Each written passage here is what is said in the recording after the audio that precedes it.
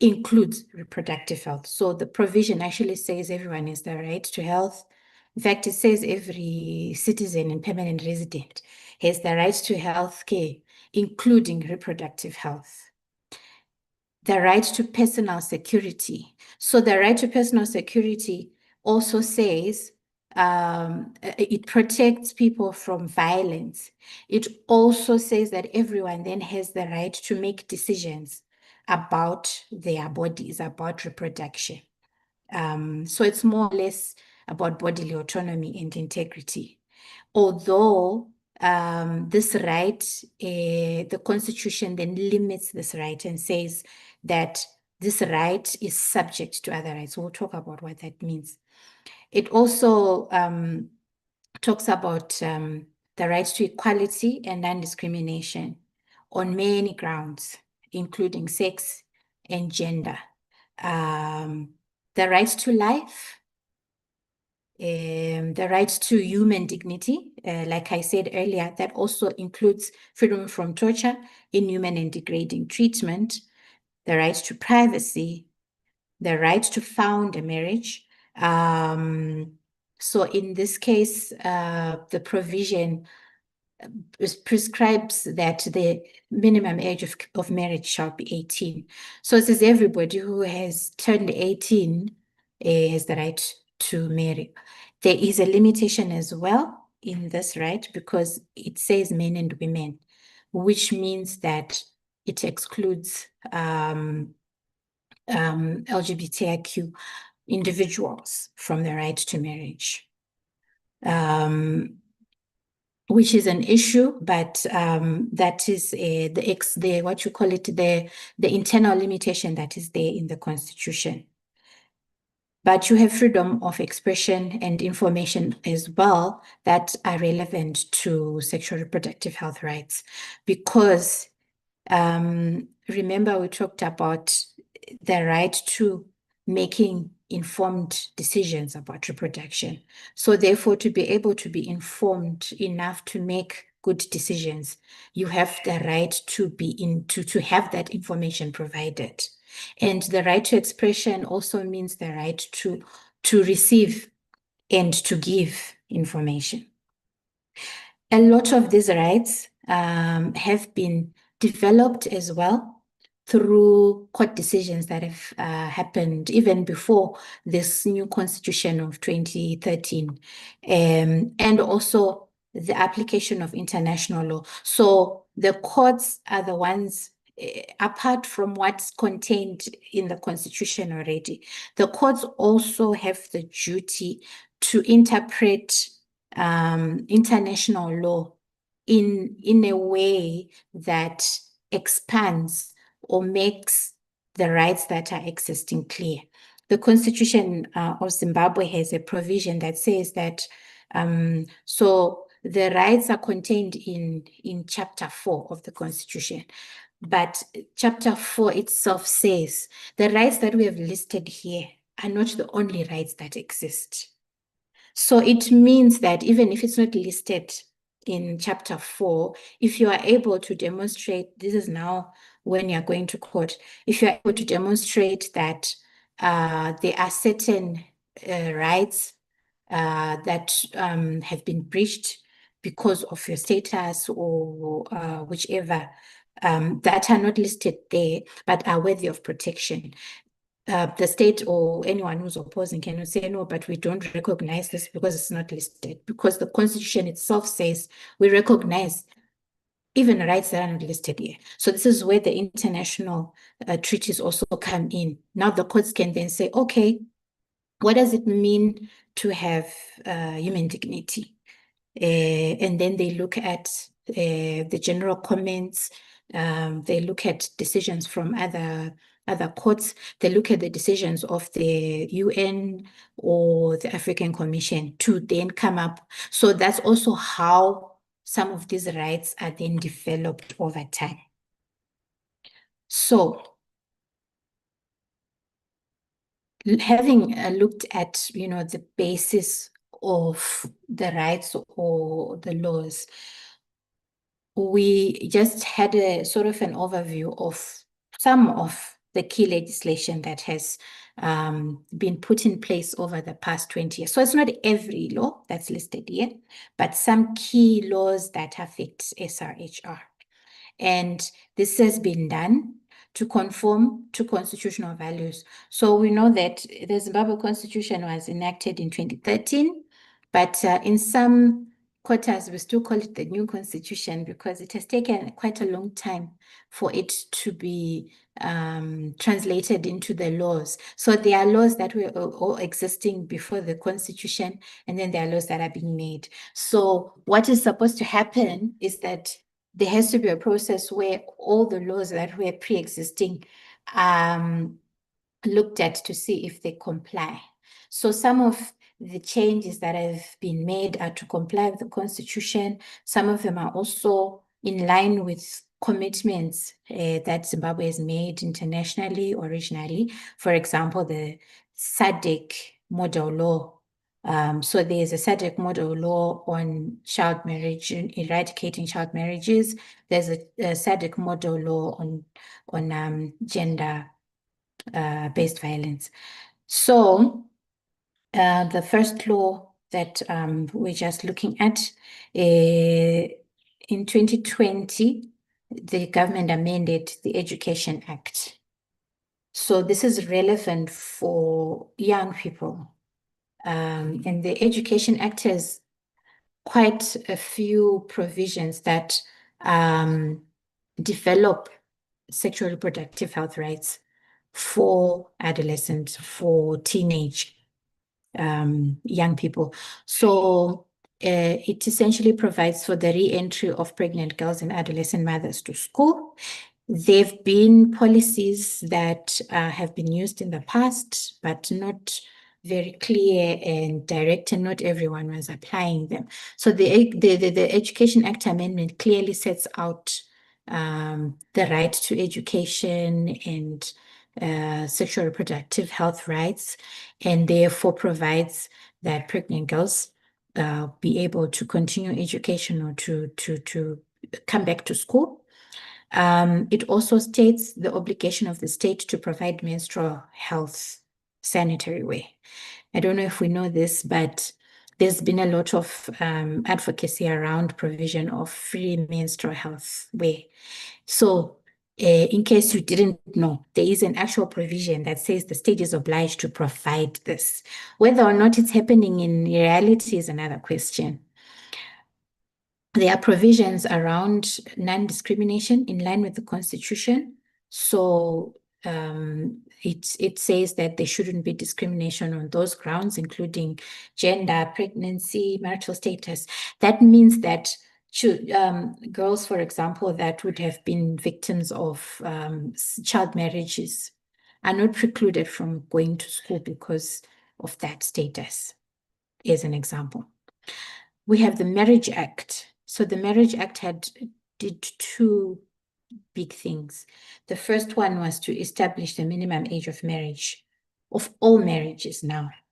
There was always a bit of confusion around this in the previous case, and also after the court case, what was the actual legal provision. So what the Marriage Act does now is to unequivocally establish 18 years as the minimum age of marriage and outlaw child marriages, which means it also then provides for penalties for those that, not those that enter into child marriages per se, because the child is not criminalized, but those that facilitate child marriages. And this is in line with the SADC model law on eradicating child marriage. It also includes any type of marriage, which means customary or the cohabitation. The Marriage Act also repeals Section 79 of the Criminal Law Codification and Reform Act. This provision was a very controversial provision that criminalized HIV exposure. It was called it was seemingly criminalizing HIV transmission, but the provision itself was so wide that it criminalized essentially criminalized people living with HIV.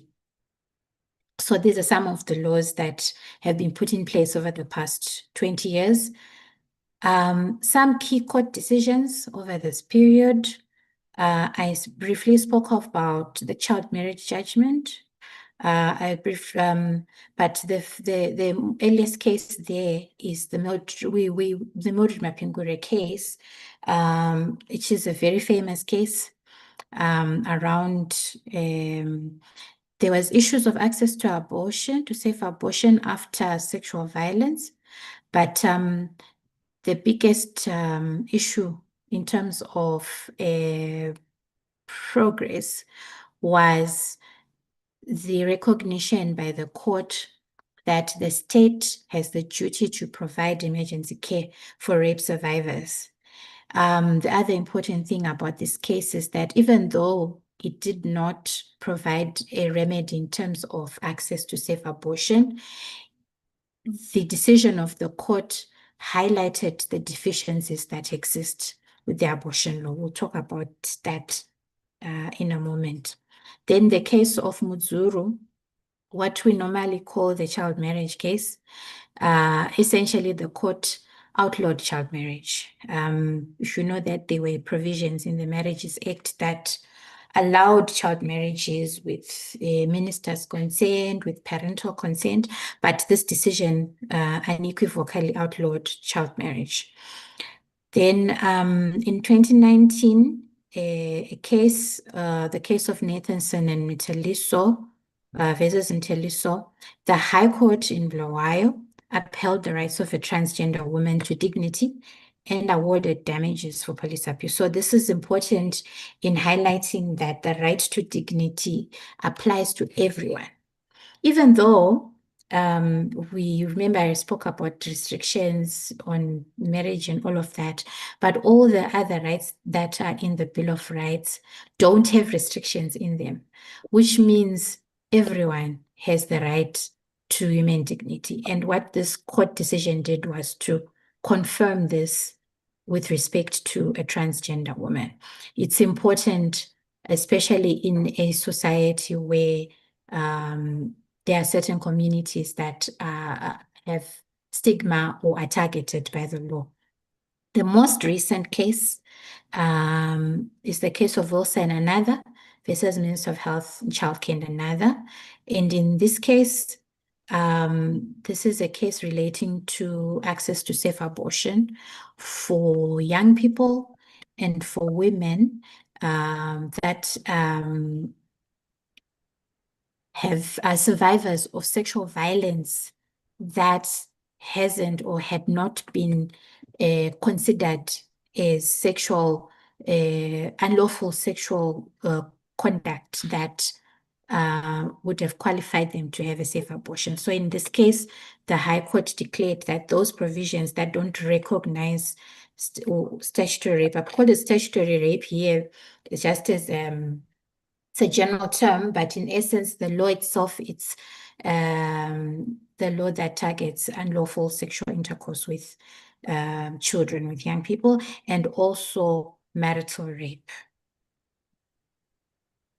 But so we have these provisions, we have this progress that has been made. However, regardless of this, there are still issues that persist. And we know that there are high rates of maternal deaths in Zimbabwe. We still have gender-based violence, harmful cultural practices, including the child marriage that has been outlawed in terms of the law and in terms of court judgments. We have stigma and discrimination against key populations. And a lot of this happens through the use and the existence of criminal laws that essentially create criminalized identities through penalizing consensual private sexual conduct. Here is a statistic. Unsafe abortion contributes to about 30% of maternal deaths Of course, it's an estimate because it's a very difficult statistic to measure, considering it's usually done underground because of the law. Some of the other persistent issues include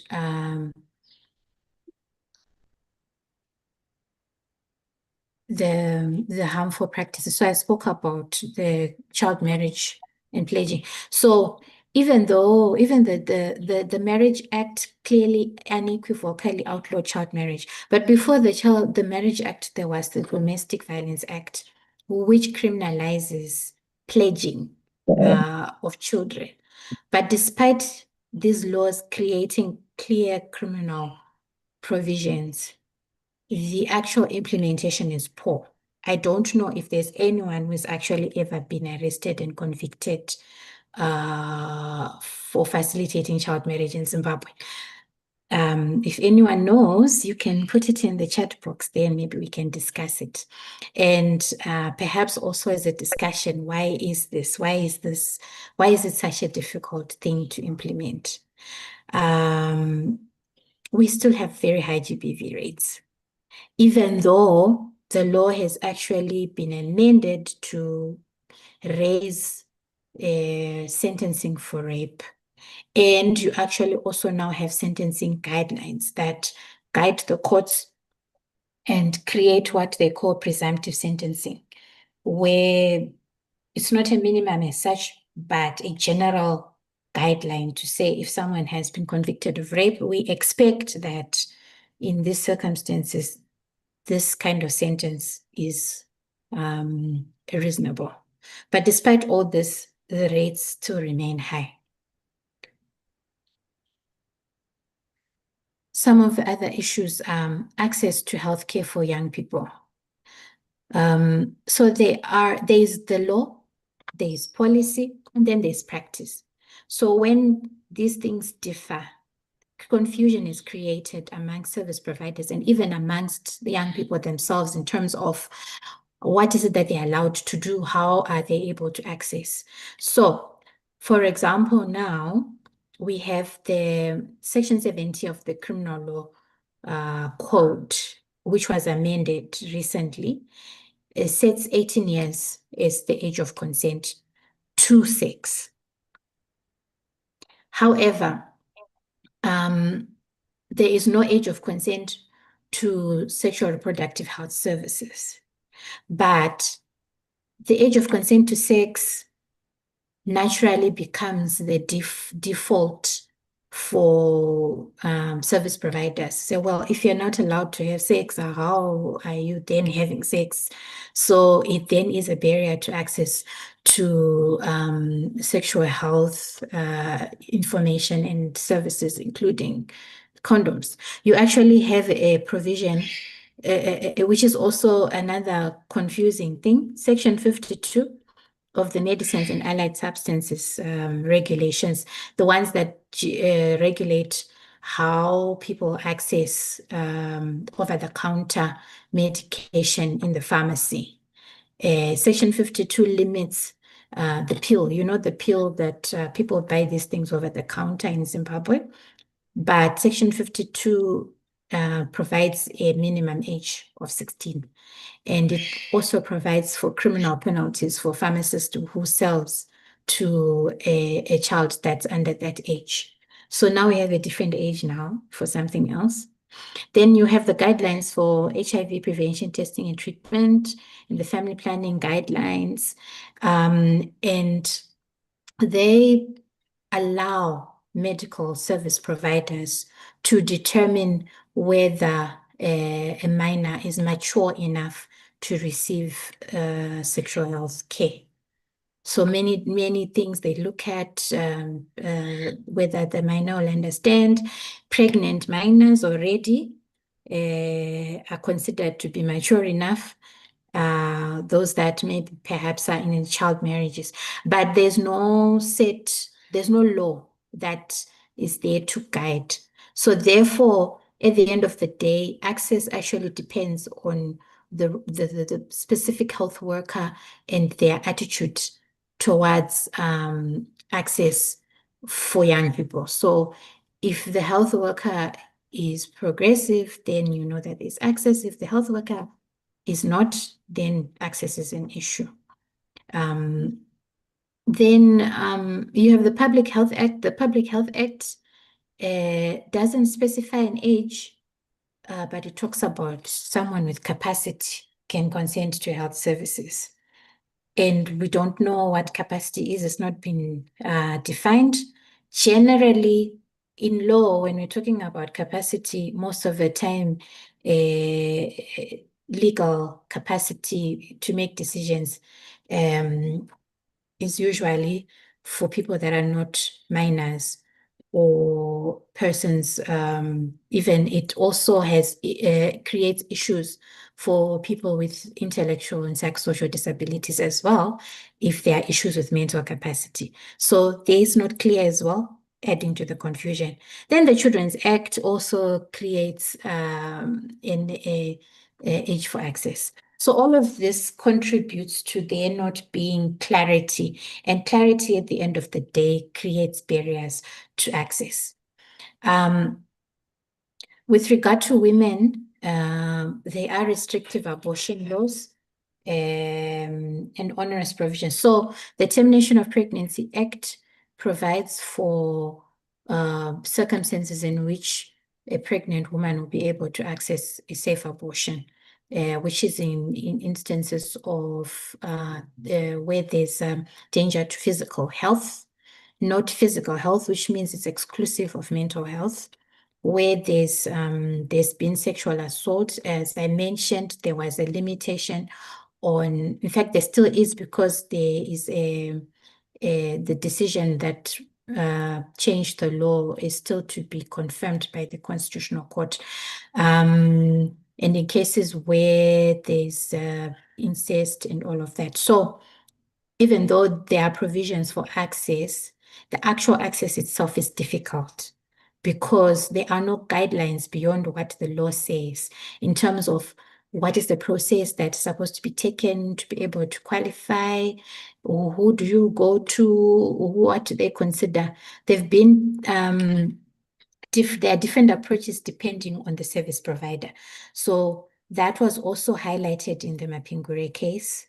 And then, of course, the constitutional restrictions that I hinted when I was talking about that right to personal security, the right to make decisions about reproduction. So Section 52 talks about the right to make decisions about reproduction. Section 48 is a limitation. It says the right to life of the unborn child must be protected.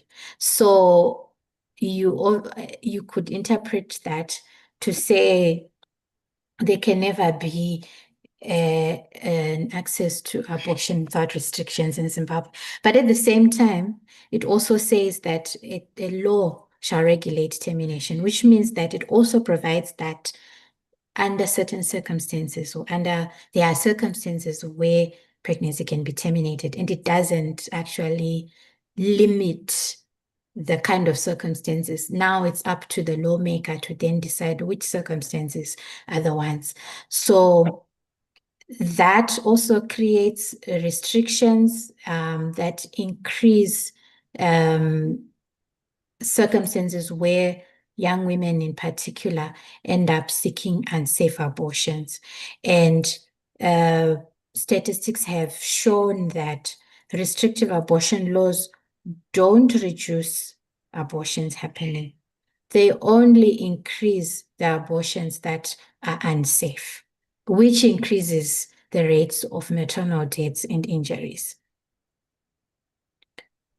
Then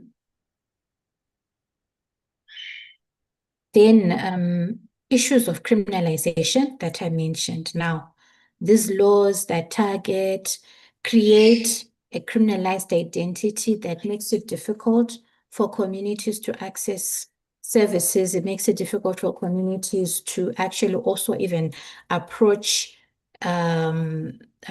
authorities for their rights to be protected. It also creates a situation where abusive state agents, including police officers, take advantage, often have arbitrary arrests, corruption, detention. And at the end of the day, it also creates barriers for communities to seek health. So in particular, sex work in Zimbabwe. So I will say that being a sex worker is not an offense. Sex work is not an offense, in fact. But what is penalized under the criminal code is what they call soliciting for prostitution, living on the earnings of prostitution, facilitating and procuring, and keeping a brothel. It's very important, I think, for purposes of being empowered legally to know what this means. Soliciting for prostitution is specified in the criminal code, what it is. And what it is public soliciting. So public soliciting can be approaching someone in the street and saying, I am selling, how much are you willing to pay? So you have to actually have an individual that then comes to court and says, oh, she solicited me in a public place. So public as well, which also means if you solicit in a private place, you are not guilty of an offense. Broadcasting, maybe sending what they call those USSD messages or putting an advert on social media. That one would qualify for public soliciting. But also exchanging messages in private or with an individual that you know, it's not also public soliciting. So those things are important because at the end of the day, you'll find that most of the prosecutions that happen for soliciting and most of the convictions that happen is because people have pleaded guilty. The actual prosecution that leads to a conviction are very rare. What then happens is that people are picked up and made to pay fines at the police station, which means when you pay a fine, you've admitted the offense, or they're just picked up and released, or they are picked up for purposes of being made to pay bribes. The other thing that's criminalized is living on the earnings of prostitution. So again, this does not criminalize the sex worker. It criminalizes other individuals that make money out of the work that's being done by the sex worker. So it's aimed at third parties, and this provision is very clear the way that it's framed. And then facilitating is also creating the what do you call it, the environment, or creating in other words, I think in Shona people say kupa base. If it's proved that that's what you're using your space for, then that then becomes an offense. But at the same time, it's not also aimed at the sex worker. Procuring prostitution is the same, and then keeping a brothel. So if you look at all of these things, they were there's a history to some of these things. The history is from our colonizers. They were saying we recognize that sex work is something that's there, but we don't want to see it. That's why you have offenses that are aimed at the public space, public sphere, and all of that. So that's really the intention. But like I said, the very fact that these offenses exist is a license seemingly for abuse. And I think we will hear from what really happens to people on the ground. But this sweeping exercises, the Chipochiroro operation, and all of that are the ones that, happen because the law exists. Then we have Section 73, which is the sodomy law. And it criminalizes consensual same-sex acts.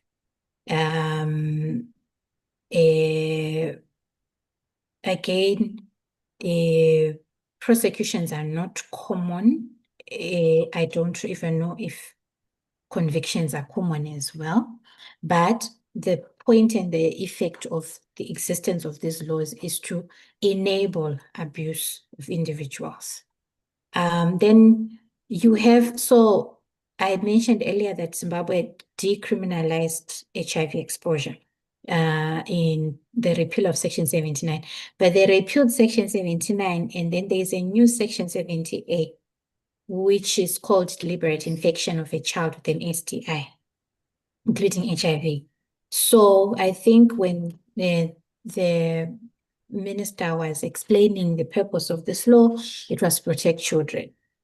However, when you look at the wide scope and the broad nature of this law, if it's left as it is, if it's not clarified, it can potentially criminalize even breastfeeding, because it still uses the same words that were being complained about in the previous law. Anyone who does anything that knows, so anything can be anything, isn't it? So it would be important for clarification, if not repeal of it, at least you have prosecutors' guidelines or something like that to just guide prosecutors. Now, other things that we have to look out for. I mean, some of it has already happened. NGO regulation law. So this is a phenomenon that's cutting across the region, where new stringent laws are being put in place that demand compulsory registration of NGOs, very stringent reporting, powers given to the government to deregister, to even reconfigure boards, to take over operations. I mean, it differs from place to place. In Zimbabwe, we have that PVO Amendment Act that was passed, which is now in place. I'm sure we can hear from communities here how they've been navigating the issue of registration. I've heard anecdotally that despite the law itself being very general, there are specific demands that are being made by different offices as a prerequisite to registration. So some of this, at the end of the day, affects the ability of NGOs to support activism. It affects the ability of key populations to belong as individuals and to self-advocate for their own rights, and also to receive support from others, because now a criminalized environment or a highly regulated environment creates a chilling effect. Also, we know the public order laws. I think these are well known, that restrict activism, including protests and online speech, also affects key populations in a main way. So in Zimbabwe, in a sort of different way, this might actually not be coming just from the state, but the proliferation of hate speech and misinformation on social media makes it difficult for communities to actually be open and free to communicate or express themselves. There are also other emerging issues that we need to look out for. The anti-rights movement and regression. Sorry, anti-rights movements are movements that have already existed, but they are becoming stronger and more dominant. And these ones are advocating against sexual reproductive health rights. They advocate against gender equality, and ultimately the concept of human rights itself. And at the end of the day, this negatively affects the rights of key populations, vulnerable, marginalized groups. These movements are heavily funded by the US and European ultra-conservative groups. They're characterized by the spreading of hate speech and misinformation using social media, anything really. They are also very powerful. They have access to politicians, parliamentarians, professional and religious leaders across Africa. If you have been noticing, especially particularly in East Africa, with the passing of the anti-homosexuality bill in Uganda, there's a wave of similar proposals happening. We have not yet had a specific clear wave in Southern Africa, but you can see even when you look at developments that have happened in Namibia, Botswana, where certain things that have become controversial, or you have had certain groups demonstrating at court and things like that. So that is something to look out for as a nation, as a country. An example of a regression, which is really going backwards, is where we think that we've now made progress, but then someone actually clearly takes us steps backwards. So sometime a couple of years ago, when the amendment to the children's criminal provisions was made, there was a provision that effectively recriminalized HIV. Soon after, we had repealed Section 79.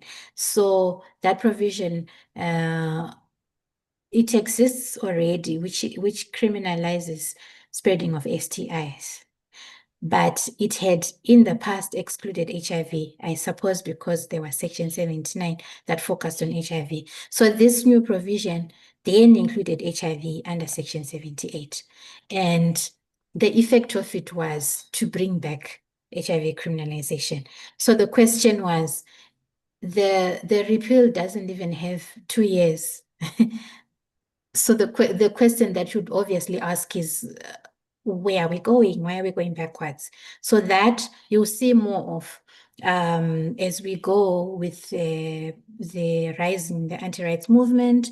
I think we've anecdotally heard of some debates in Parliament that are not really in line with what we believe is the government policy or state policy. If you look at the laws and the constitution, parliamentarians looking at revisiting some of the rights that we already have and things like that.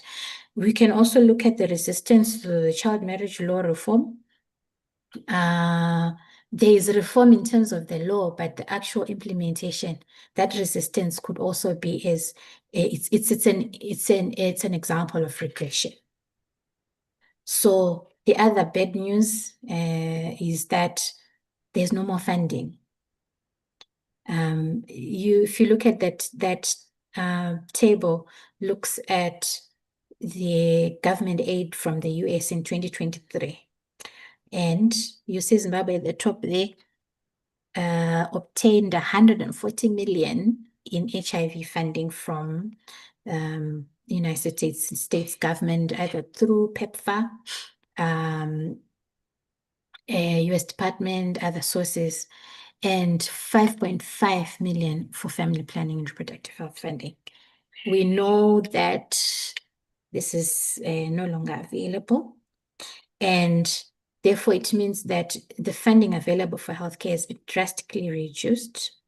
And this also feeds into already reducing pools of funding from other sources. Many governments and other institutions are actually cutting back, and the US was actually funding a lot of their funding. So because the US has pulled back, that means there's less funding available.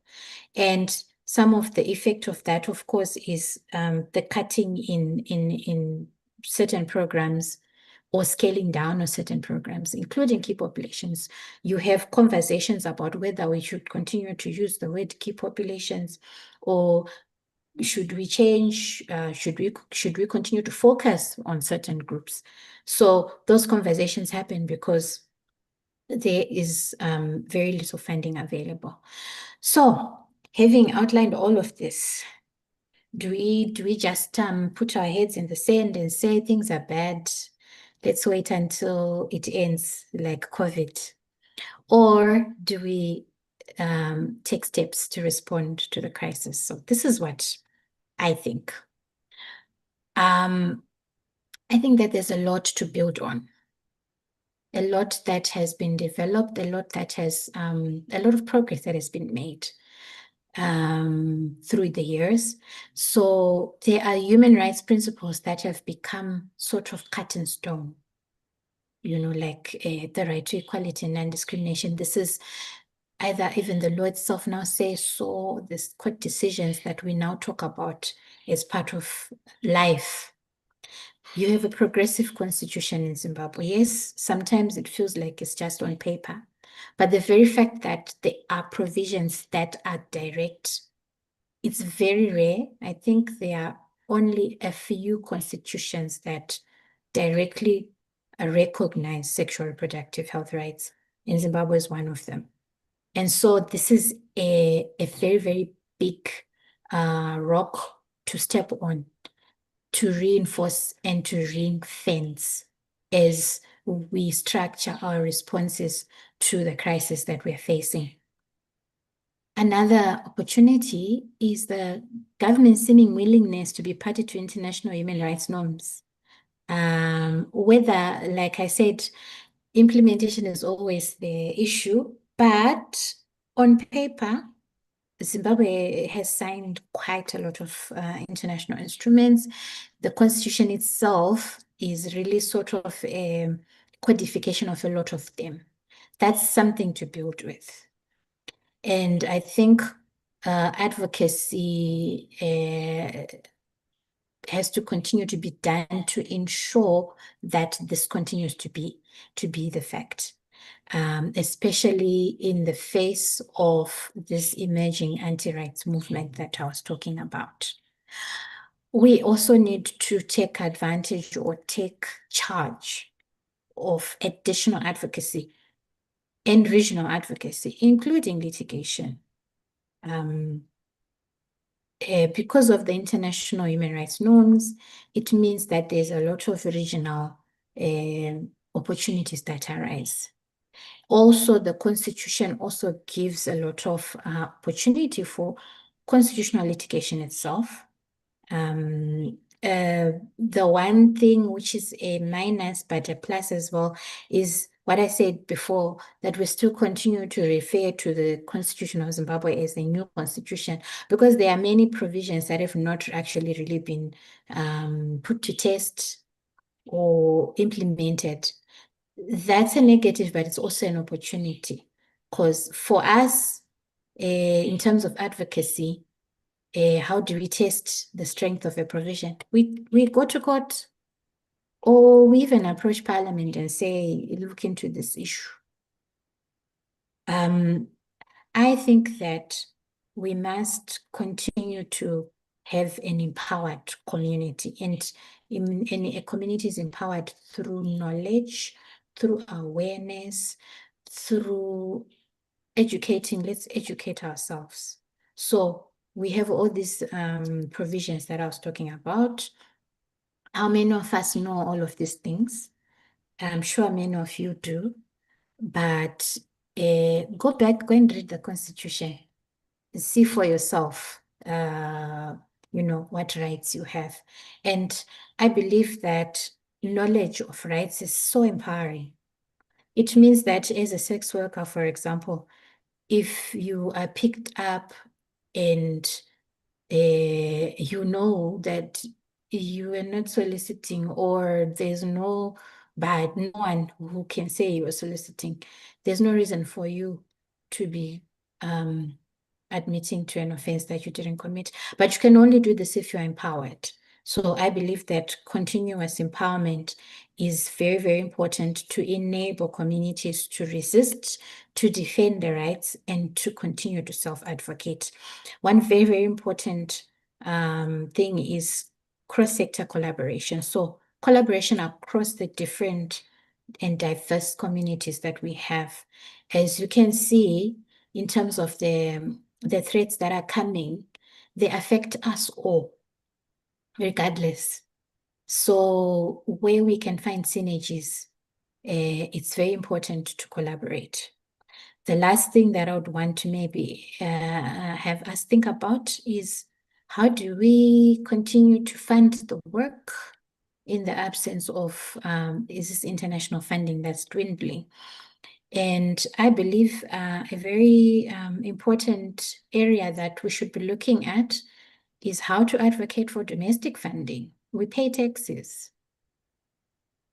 How about those taxes start working for us? Just food for thought. Thank you. Thank you so much, Tambo. That was very informative. During the presentation, you reminded us that legal progress and SRHR must reach those marginalized. And I think that's important because rights on paper mean little without access and practice. Now, we move on to our next segment, lived experiences, featuring personal stories and testimonials from individuals or communities representing different thematic areas in SRHR. Let's welcome our next speaker from Girls Talent as they share these lived experiences or experiences on the ground. Thank you very much, colleagues, for creating this space for reflection, and Tambu for the presentation. I think it was it's an eye-opening conversation.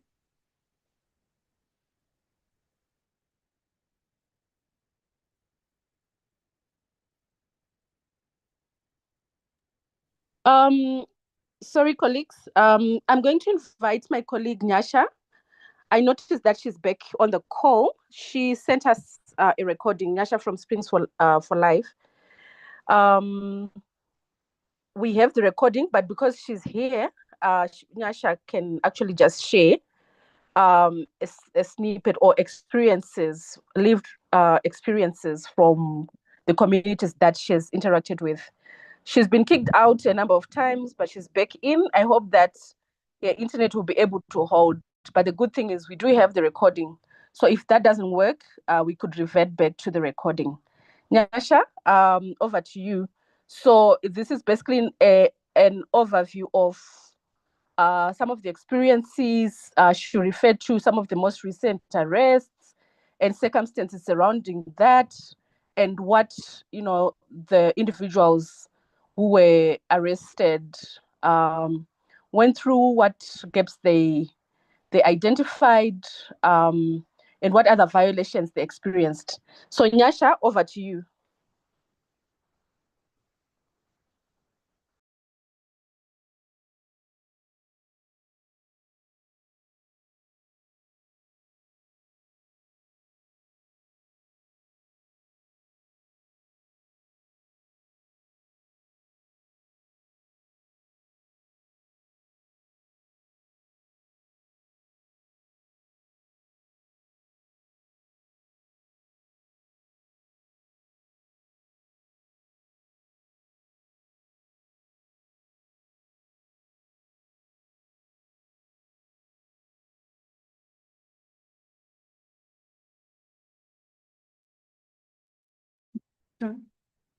Hi, Talent.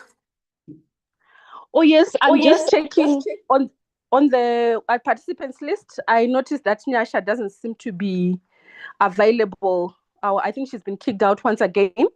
Maybe I can ask. Nyasha, I'm using another device. Oh yeah. Please go ahead. Sorry about that. So may you please repeat the question? You said actually kicked me out. Is the lift? Oh, sorry. So it's really sharing from remember the experiences. You already shared this in a voice note, the arrests at Jongwe Corner, and then in Epworth, Chiremba. Just that experience once again. We have it on record, but we just wanted you to share in person. Okay, so what happened is we received a call that was in the middle of the night from sex workers who were working around the Jongwe Corner area. I think it was on is it the 9th of August or so? I'm not quite sure there. And then they were saying that they have been arrested by the police. They were being taken to Hatfield police station. I'm not quite sure what the issue was. And when I asked the lady who had called me, she said that she was not informed of why she was arrested or why they were arrested. So they were just taken there. So we tried to speak to her, but I think there was an hour after their phones stopped working. They could not go through or anything. So we struggled to get hold of them. The time that we were still speaking with her, when we asked her what they really wanted, she said that they were demanding for $30, and they did not specify what that $30 was for. And we soon lost contact. We tried to contact the police station the whole night, but then the calls were not being picked up. Then the following day, we had to organize another sex worker from the area to go and check if the girls were still there. So when she arrived there, she found out that some of the sex workers, because there were 8 in total, so about 5 of them, they'd already paid their way out, and it was just 3 remaining. And these sex workers were from various areas, like some of them were from as far as Chitungwiza. Yeah. So we tried to engage lawyers who could help us, but by the time they showed up, girls had already also paid their way out. So when we asked whether there was any receipt or any proof of payment of some sort that they were given at the police station stating what their crime was, they said that they were never given anything. They just handed over the money to the police station, to the police, and that was all.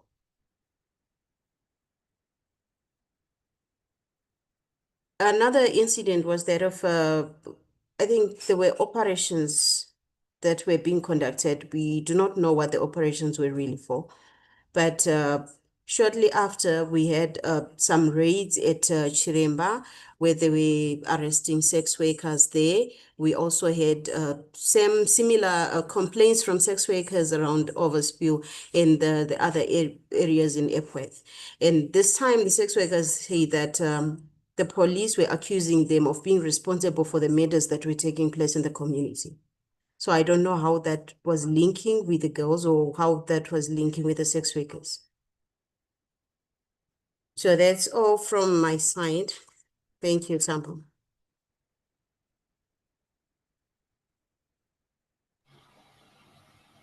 Thank you so much for sharing.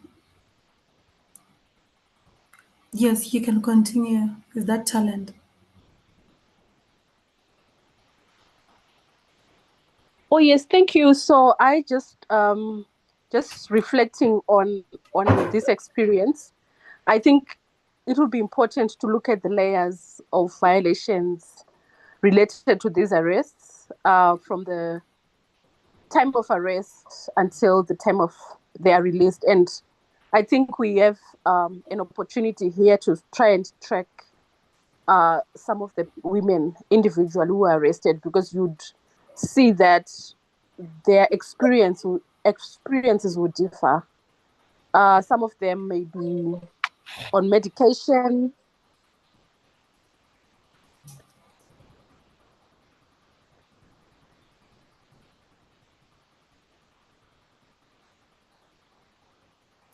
Muted Yes, talent. so we have opportunities to track and document. Yes.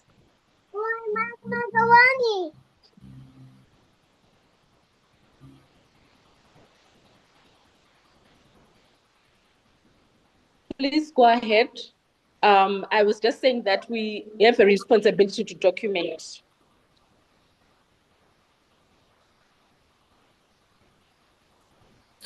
Yes, I believe that's true. I think it works better if all of those experiences are documented, so it's easier to discuss strategy later. And thank you so much for the other speaker for sharing all those experiences. Now, moving on, I want us to take a bit of time to discuss litigation and advocacy. I have a few questions to ask to our panelists. And if you feel like you want to also have an answer as a participant, please feel free to also raise your hand so you can have a say in this discussion. So the first question is, what are some of the effective advocacy strategies for influencing policy and public opinion?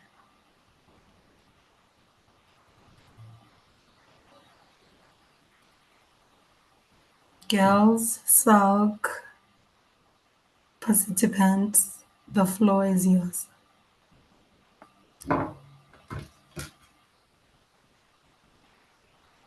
Hi there. Can I just jump in? I think we've got the powerful tools of media. Media engagement is a huge tool that we can actually use for advocacy purposes. Particularly, I'm looking at our organizations, GALS, SALC, and even our different partners that are in here. We can use the broad social media base that we have in order to try and influence public perception and also to communities so as to effect change within those communities. That's just one. I'm sure someone else can pick it up.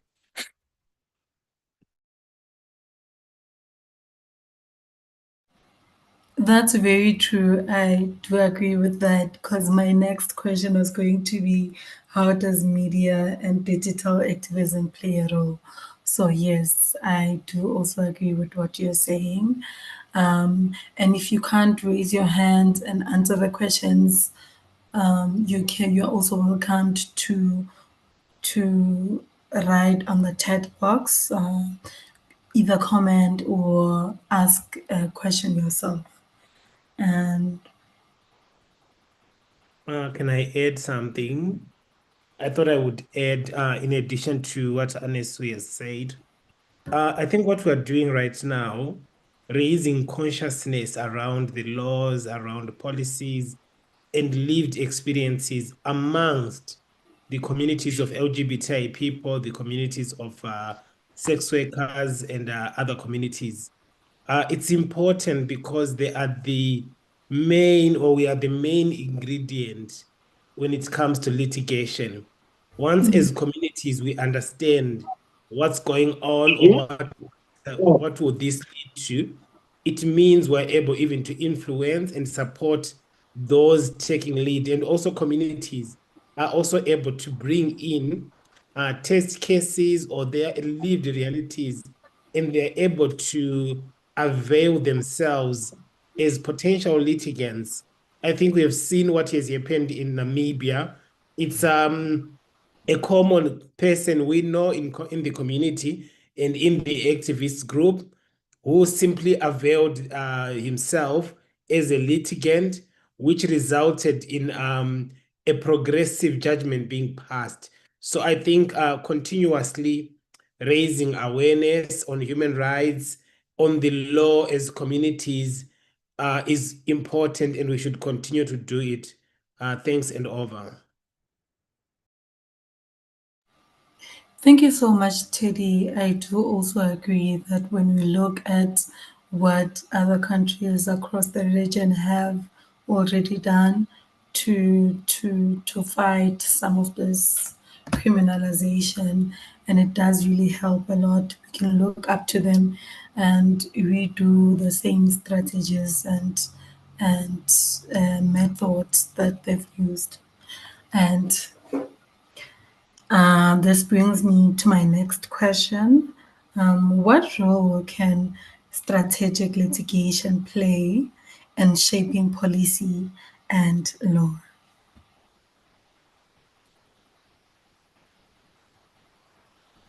Can I take that? Yes, you can. Yeah, I mean, so strategic litigation is very powerful in shaping, because what it does is, in addition to the result that you are looking for, which isn't easy to get, it raises awareness. And so, for example, you know that laws are made by politicians. And politicians are influenced by a lot of things. In fact, politicians are influenced by public opinion. And so when you file a case, especially a public case, politicians get to know what people think about certain issues, and they would want to obviously be on the good side. So at times you find that some of the issues that were not known, they become known through litigation, and you actually have people taking up some of these issues now in Parliament to actually change policies and to change laws. I'll give an example of the issue of HIV criminalization in Zimbabwe. It's been an issue that's a lot of people didn't really quite understand what the issue was, because initially when those laws were put in place, they were considered to be protective of people living with HIV, particularly women, because it was believed that they are protecting women from, say, wives, for example, from husbands who are abusive. I'll say this, go and get HIV and then bring it home, that kind of image. But what the litigation and advocacy showed was that in actual reality, the people that are affected more by the law are not the women that the law is supposed to protect. And rather other women that the law is supposed to protect, for example, because by nature of, reproduction, it's the women who get to know first of their status at antenatal care. Once they disclose, they are now at risk of being arrested. And because of also gender inequalities and gender positions, power positions, they become very, very vulnerable. So when there was litigation that was filed, I think, by Nobel Lawyers for Human Rights and others. And even though the litigation itself was not successful ultimately at the end of the day, because the Constitutional Court refused to strike down that law. But very soon after, that law was actually repealed by Parliament. And that was a result of all the advocacy that came with the litigation as well. So that I think is a good example of where litigation has been able to make policy change.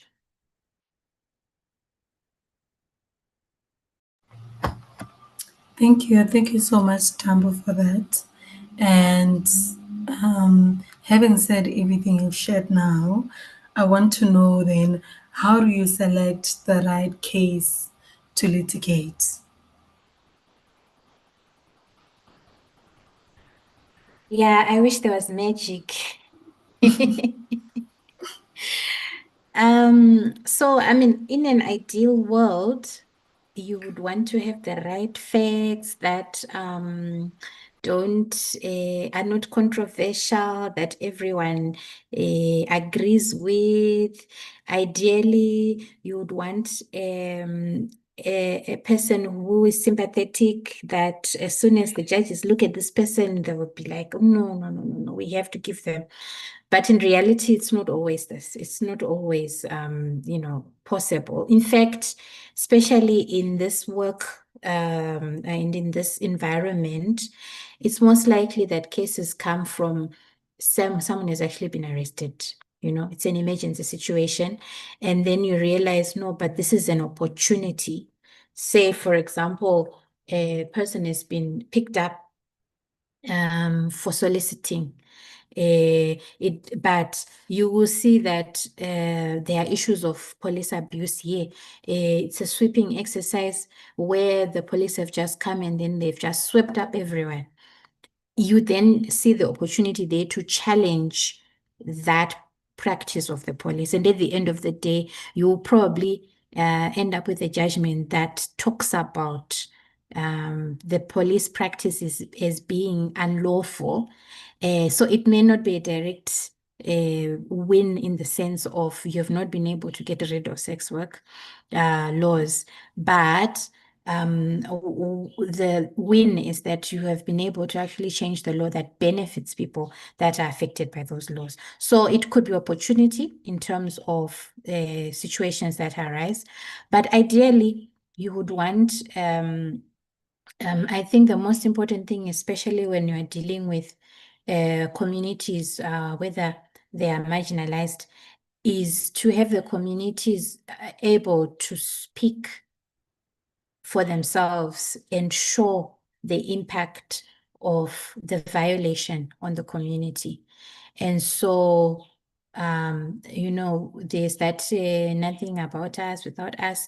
I still think is also very important in terms of, your selection. But at the same time, we are human, judges are human, courts, yes, they are buildings, but they are also made up of humans. And so sometimes you have to be strategic in that you might not want to take the most controversial person to if at the end of the day you want a positive result, but sometimes depending on what the result you want, sometimes all you want is to bring awareness. Sometimes even losing a case is winning because what you've done is to highlight certain issues. So it depends on, I think you start at the end. Where do you want to go, right? And then what do you want to achieve? Then you can decide, okay, if I want to achieve a good judgment, maybe I need the so-called perfect litigant. If all I want is awareness, then it doesn't really matter. If what I want is to shock the public, then maybe this is the kind of a case that we need to file. Thank you so much. Now I see in the comment section we have a question from Talent. And the question is, when will Zimbabwe be ready for strategic litigation against arbitrary arrest of women or sex workers? On the legal expert side, on the litigant side, what does the readiness look like? I could ask you the same question, Tali. When will you be ready? Yes. Yes, thank you so much. And because we have communities here represented, I think this is an opportunity for us to reflect on that, because I think the most difficult thing in the past has been vanhu vakasungwa. When someone is arrested, people are in a panic mode, vanenge vachitya.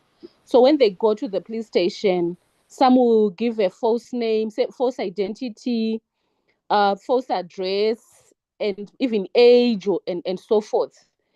Vanhu vanenge vachinyepa mazita avo nemaadresses avo nechii. So sometimes when lawyers come and they really want to take the state on, they can't, because panenge pakuzonzi we want surety, we want someone to come and offer. For example, in the past, I've been asked for my proof of address so that I could offer some surety for some women who had been arrested.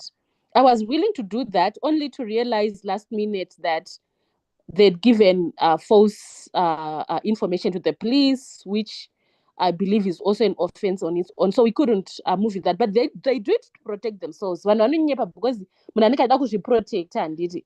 Pamwe zviri kuitika izvi kumba hazvisi kuzikanwa, kana kuti unenge uchiti at least wakazonditsvaga next time havandiwani and so forth.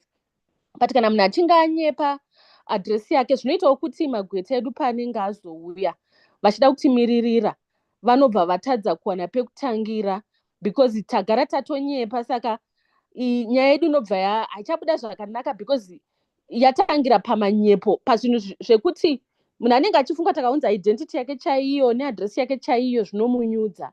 But I think kuti panoda education ikako kuti readiness means vanhu vanozvipira from the litigant side, kuti pakasungwa next batch yevanhu vanosungwa vanofanira kuziva kuti kune magweta achachimiririra. Vanofanira kungoti shingei for nguva yakati rebei yekuzoenda kumacourts. Zvinotora time, zvinofrustrata, but kana tizoti tine magweta ari kutimiririra kumacourts, toziva kuti nyaya yedu yakarongeka uye ichaita kuti pave nemachanges ma-long term changes rather than tingobhadiswa ma-$30 next week toya tosungwa futi kana kuti panoita next operation. Saka ndo readiness yandachida kungonzwa hangu from masisters kuti zvinokwanisika here kuti tiite vanhu vanozvimisira kuti isusu patichasungwa kana kuti toda kueducatana semasisters nevamwe kuti patinosungwa next time tine backup. Saka backup yedu iyo ichitimiririra, but zvinoreva kuti isusu patinenge tasungwa tofanira kunge tichiziva kupa information iri correct so that pavanouya havazokanganiswe nekuti tinenge tapawo information iri wrong. Plus varipo here vangazvimisira kuti zvikange zvaitika kana kuti tichaprepare kana kuti ma-arrest akacontinue, we'll engage as communities to ensure that at least we have a layer of individuals who are willing to stand up in court so that our cases can be successful. Because like Tambu said, our strategic litigation work can only be really successful if we have individuals who've been violated who are willing to stand. Yes, it's painful. Going to court may take time, my months or my weeks, but it would then mean, Kuti, if you know you have a support system, you then just move with the flow and if you are feeling supported. So I think that's my question. But maybe also a response on the litigant side. But I think the other challenge now is my organizations, like you said, because of funding cuts, that help may not come when it's needed. And people may lose hope. But no one came to the rescue. That's why I was asking for readiness on the part of the experts. And maybe it's just food for thought.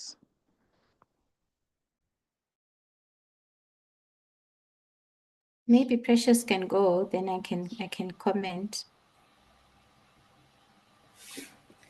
All right, thank you so much, Tambu. Speaking, I'm Precious Msendo. Thank you so much for having us this platform. I just want to add on from what Talent was saying. Firstly, I think the sex workers in Zimbabwe, they need sensitization. They should know their rights first.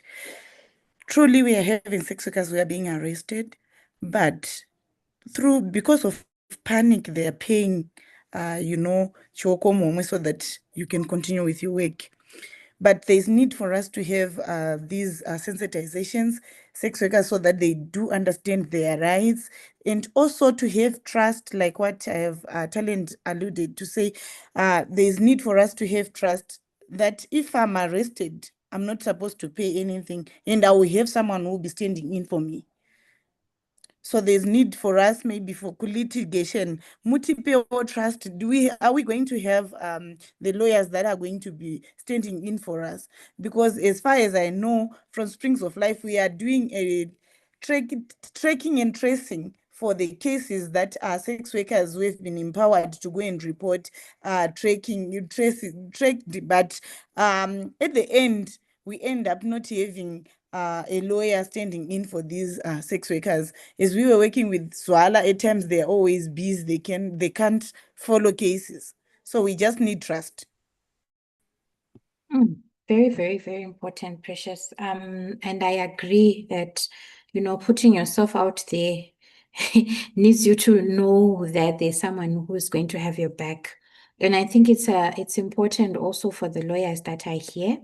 I think I was there in Zimbabwe a month ago. We were discussing these very issues to say we should have I think people that are ready standing to intervene when things happen. So that's number one. And I believe that those people are there. The issue really is to link up, find out who they are. That's number one. Number two, it's important, as you are saying, that people are empowered. Because being empowered means you know your rights, you know that when you are arrested, you have to be told why you are being arrested. Otherwise, it's an unlawful arrest. You cannot just be picked up and put in a cell without knowing why you are there. So with some people, once you know that this is not right. And also that, what can I say? Is it bravery to say, I'm not going to pay the fine. I'm not going to pay the bribe. Take me to court. Because most of the time, when the police pick up people, they don't want to take them to court. They want to do either you do this mass payment of fines, or not even paying of fines. Sometimes they pick you up and then they release you the next day. There are many things that happen. And so I can say this from experience. It's been very difficult to litigate or to file cases that are strategic to address some of these issues. And I appreciate that in reality, it's difficult to find someone who is willing to, I don't know, I think the word could be sacrifice themselves, because that's what it means. Because with taking cases to court, it will take time. So I think it's also important to know this. Once you have decided, I'm going to be the person who deals with this situation, you need to know it takes time. It's uncomfortable. Maybe if it's strategic for us to do public advocacy, it may mean that your face is out there. Are you able to deal with that? Or we can, as lawyers as well, discuss measures to protect, litigants, like asking for the courts to anonymize, to make the names, to hide the names of people so that we have. But definitely, a lot of the things that happen are not supported by the law. But what it needs is someone who is willing to say, I'm going to challenge this. Because a lot of things that happen with us is that we rush. There's a case, will have been picked up. Okay, fine, let's do it. Let's go to court. The next moment, no, they've decided to plead guilty. And at the end of the day, you can't, like as a lawyer, you cannot force someone to be in court, because at the end of the day, what is convenient for them is really what's most important. So I think it's something to think about. It's food for thought to say, are people ready to go all the way? And I would say that we still have the opportunities because the law is there. The law is protective if you want to use it. I don't know whether we'll continue to have it, considering where we are going is the world. But whilst we still have it, it's an opportunity for us to take advantage.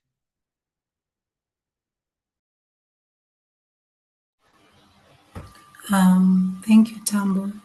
And as a last question before we close, I see a question from Denzel on the comment section.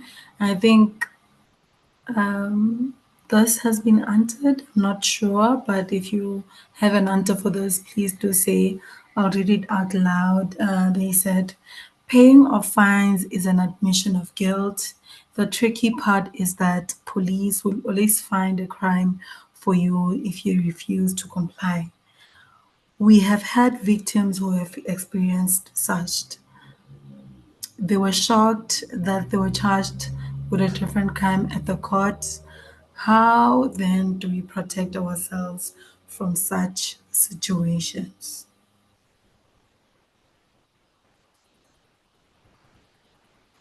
So, I mean, police play tricks. But you see, the reason why they now charging you with a different crime is because they know that there was no reason to arrest you in the first place, right? So at the very beginning, in fact, assuming you have a lawyer, it's actually unlawful to arrest someone and then charge them with a different offense whilst they are at court. It means the arrest itself was unlawful and you should be released because there was no reason for them to arrest you. So what we've been trying to do is to deal with those situations. But for the lawyer to be able to deal with those, because that's like a procedural issue, you know. So at the end of the day, if you're willing to go all the way, it's an unlawful thing and it should be struck down. But reality is a lot of people, I mean, I don't want to lie, the soliciting offense is a fine, I think, is it $20 or $30? I think at the most it's $50, right? And sometimes it makes better sense to pay $50 and go your own way, isn't it? And that's what happens with a lot of things and a lot of people. What lawyers would want from you is for you to then say, you know what, I'm not going to pay this $50, I'm going to go all the way. You see, so in reality, it's very difficult. And I know this, and I'm not even shaming anyone. I think even me in the same position, it would also be very difficult for me. But the reality is, if you go all the way, because what has happened is now you're going to pay this fine, right? You have a criminal record. But this is your work, which means you're going to be picked up again, isn't it? Next time you get picked up, you are at court. What do they look at? They look at the previous records that you have. Now you find yourself being told that we are denying you bail because you have many different offenses. Those are some of the important things to consider. But I think as well, just to acknowledge that it's difficult to put individuals in danger, like when you are one, which is the reason why it's also good to do this collaboration that I was talking about, where you have organizations that are not at risk directly. You know what I mean? Even Springs of Life as an organization is different from Precious as an individual, right? And an organization can actually take up a case. Now, this is not now your criminal case, because your criminal case comes against individuals. But let's say you decide, you know what, we want to file a strategic case. The Constitution allows a group to go and represent a group, to say either I'm a member of this group, or I think that this group is marginalized, and therefore it's in the public interest for me to talk about them, you know? And then we try and address some of these issues without putting particular people in danger. But I'm just saying all these things just so that we can have the fuller picture. The only way you get rid of these things is by putting yourself on the line. But if there's no one who's willing to put themselves on the line, I mean, we explore different avenues, but at the same time, there are also many ways of protecting yourselves. Like I said, knowing the law, knowing that if you actually insist, I want to go to court, as you were saying, Precious, people change the charge because they know that the charge that they've charged you with is not correct. There's no offense. I don't know if it makes sense.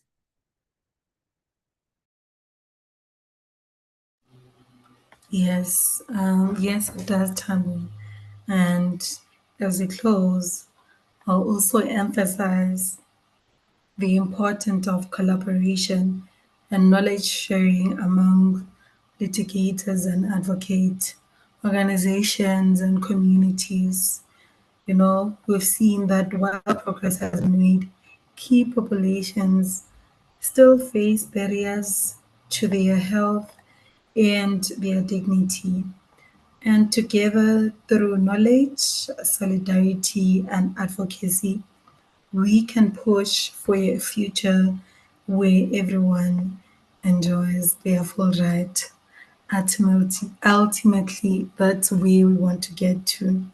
This webinar was very informative. Thank you so much to the panelists and the participants. Thank you. Thank you and goodbye. Thank you. Thank you very much. I think we need to stay connected, as Talent is saying. Let's stay connected, right? Precious, stay connected to the lawyers. Yes. It's all right. Thank you so much. The lawyers, kindly share your details, please, so that we share what we have. I'm happy to tell you that from the work that we've been doing, we have a success story today. One of our clients has been sentenced to 2 years for 2 years for violating what? a sex worker. He violated a sex worker. That is so great. That is wonderful. Yeah, Congratulations, but we well need done. lawyers. Wow. Please, lawyers, come in so that we work together. We are just trying as community members, but we need law experts. Yes, definitely. I think talent is there. She can be actually a sort of a conduit when things happen. Don't just be, like I said, don't just bury your head in the sand. There are people who are actually waiting to actually help. Yes, definitely. And locally, we have lawyers that just need to know when things happen, they can show up and support. Okay. Thank you, guys. Thank you very much for attending. Thank you. This was very useful. Thank you. Bye. Bye. Bye-bye. Bye. Oh, Harare office, we see you. Bye. Bye.